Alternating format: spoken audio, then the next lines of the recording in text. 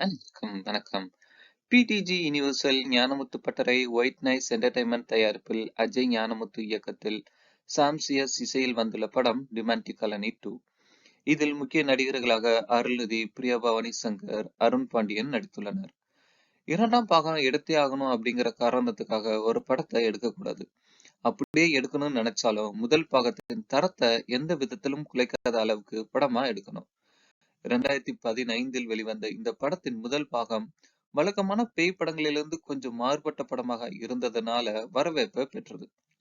அதில் அடுத்து என்ன நடக்கும் அப்படிங்கிற திரைக்கதை படம் பார்க்கும் ரசிகர்களை பரபரப்புடன் பார்க்க வச்சிருக்கோம்.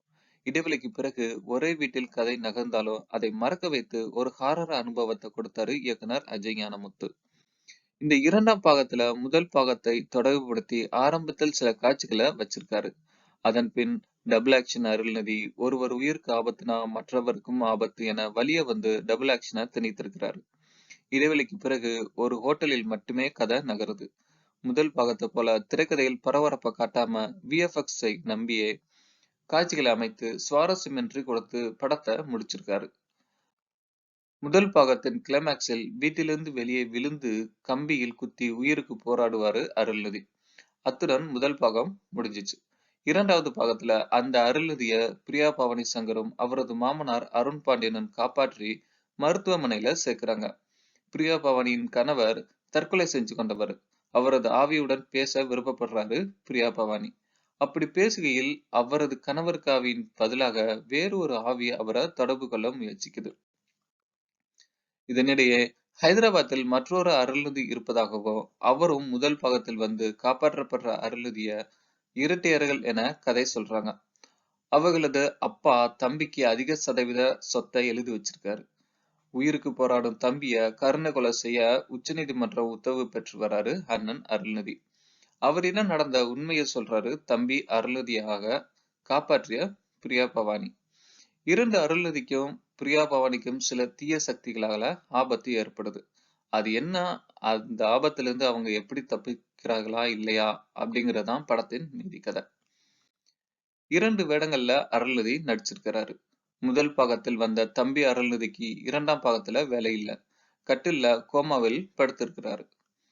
அண்ணன் அருள்நிதி தம்பியிடமிருந்து சொத்தை எழுதி வாங்க வந்து தம்பியின் நிலையை பார்த்து மனம் மாறாரு. தம்பியையும் தன்னையையும் தீய சக்திகளிடமிருந்து காப்பாற்ற போராடுறாரு. எமோஷனல் சீன்களாக இருக்கும் என எதிர்பார்த்தா அவருக்கு ஏனோதானோன்னு சீன்களை அமைச்சிருக்காங்க.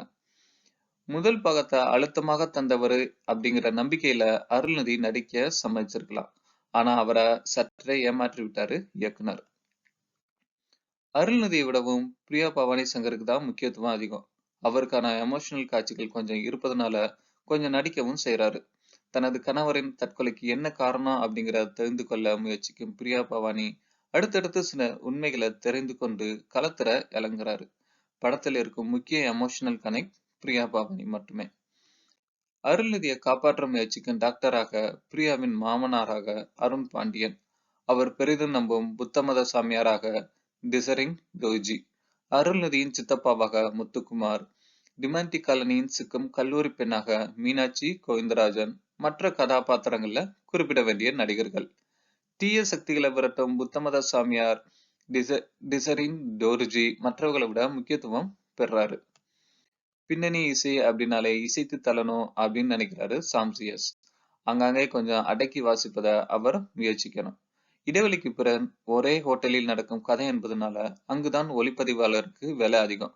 அதை சரியா செஞ்சிருக்கிறாரு ஹரிஸ் கர்ணன். வெளிநாட்டு தயாரிப்பாளர் படத்துக்கு வந்த பின்னாடி விஎஃப்எக்ஸ் காட்சிகளுக்கு அதிக பட்ஜெட் ஒதுக்கி இருப்பாங்க போல இருக்கு. அதை மட்டுமே வச்சு படத்தை நகர்த்திருக்கிறாரு இயக்குனர். பேய் படம் என்றாலும் ரசிகருக்கு படத்துடன் ஒரு கனெக்ட் வரணும். அது இந்த படத்துல மிஸ்ஸிங். ஆரம்பம் முதல் கடைசி வரை இடையிடையே எங்கெங்கோ போய் வருது திரைக்கதை. நன்றி. இது போன்ற வீடியோக்களுக்கு சப்ஸ்கிரைப் செய்யவும்.